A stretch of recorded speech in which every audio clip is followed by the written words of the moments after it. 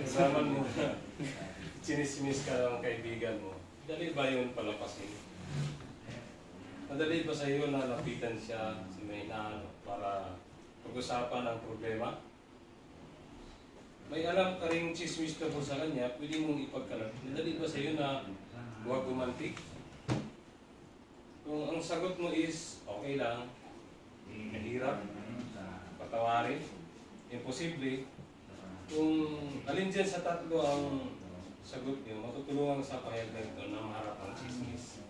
May mga tatlo tayong pag-usapan para maharap ang chismis kung bakit ito masakit. Yun ang una. Yung pangalawa, ang bad news, hindi ito laging may iwasan yung chismis. Ang good news, hindi mo kailangan magpa-apekto ito.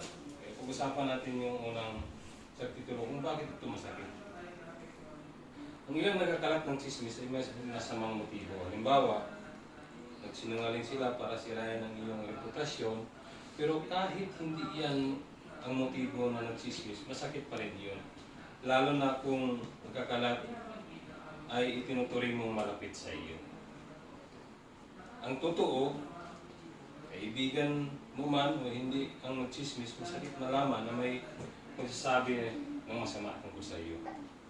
Pag-usapan naman natin ang bad news na hindi mo laging maiwasan ng chismis. Narito ang ilang dahilan kung bakit usapan yung tao, yung iba.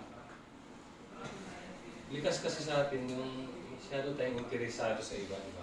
May ibig kasi tayo makihilog-bilog. Natural na usapin at pag-usapan ng iba. Sa katunayan, pinagsigla tayo ng Biblia na magtuon ng pansin sa kapakanan ng iba. Nakaulat yan sa Filipos 2:4. Karamihan naman yung nagchichismis, yung wala silang magawa eh. Kaya nagchichismis sila. Noong panahon ng Biblia, may mga taong walang ibang pinanggugulan natin ng libreng panahon maliban sa pagsasabi ng anumang bagay sa pakikinig ng mga bago ng mga buhay ng iba. Hindi ba similarity sa nung panahon ng Biblia at sa ngayon, di ba? Yung iba naman, nagchichismis sila dahil insecure. Kaya binabalaan tayo ng Biblia na huwag ihambing ang sarili sa iba. Kalungkot, nagchichismis ang iba para mabawasan ang mga insecurity nila. Ang totoo, gusto man natin o hindi, talagang pag-usapan ng mga tao. Kasama na tayo. Ang good news naman, kung hindi mo kailangan apekto sa chismis, baka hindi mo mapigilang kumalat ang lahat ng chismis tungkol sa iyo. Pero, pwede mong piliin ang maging reaction mo kapag nalaman mong chismis ka. Meron kang dalawang pagpipilian. Yung option 1, huwag itong pansinin. Karaniwan ng iyan ang pinakamagandang solusyon, lalo na kung wala namang basihan ang chismis.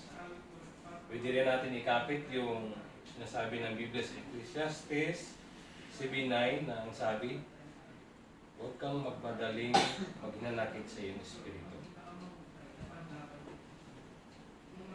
Tips, isulat kung anong sinabi tungkol sa iyo. Yun yung tips 1.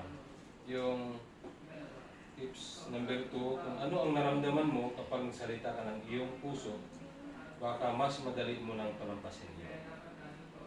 Option 2, usapin ang taong pinagmula ng chismis. Baka may mga chismis na para sa iyo na talagang masilan kung kaya dapat mong usapin ang taong pinagmula nito. Masama ba talaga ang chismis? Meron namang hindi naman kasi halimbawa mayroong mga balita, si Brad, nabautis mo. Diba? Hindi mo masama, diba? Pero mayroong mga dito, may mga pwede nating mga simulain sa Biblia na ating sundin. Bago kausapin ang nagchismis tungkol sa iyo, pag-isipan ang sumusunod ng mga simulain at mga tanong. Dito sa simulain ng Kawikaan 18:13, nang sabi, kapag ang isa ay sumagot sa isang bagay bago niya marinig yun, kamamangan ito. Saka may tanong dito sa teksto na to. Talaga bang alam ko ang buong kwento? Hindi kaya nagkamali lang ang intindi ng taong sabi sa akin? Ito naman yung simulain ng sa Santiago 1:19. Nang sabi, maging matuling sa pakikinig, mabagal sa pagsasalita, mabagal sa pagkakuha. May mga tanong dito sa teksto nito. Ngayon ba ang tamang panahon para usapin siya? Sigurado ba akong hindi lang ako nadala sa emosyon? O baka mas mabuting magpalipas pa ako ng ilang panahon para magpalamig muna? Sa Matthew 7:12, meron itong mga simulain na tratuhin ninyo ang iba kung paano ninyo gustong tratuhin nila kayo. Kaya may tips dito. Bago kausapin ang nagchismis tungkol sa iyo, isulat muna ang plano mong sabihin. Pagkatapos, magpalipas ng 1 o 2 linggo, basahin din ang isulat mo at tingnan kung mayroon kang gustong baguhin. Pwede mo rin pag-usap sa iyong mga kaibigan, yung magulang, at hingin ang payo niya. Ang totoo, sa buhay natin, maraming bagay na hindi mo laging makontrol kasama na ang chismis. Pero hindi ka dapat magpakontrol sa chismis.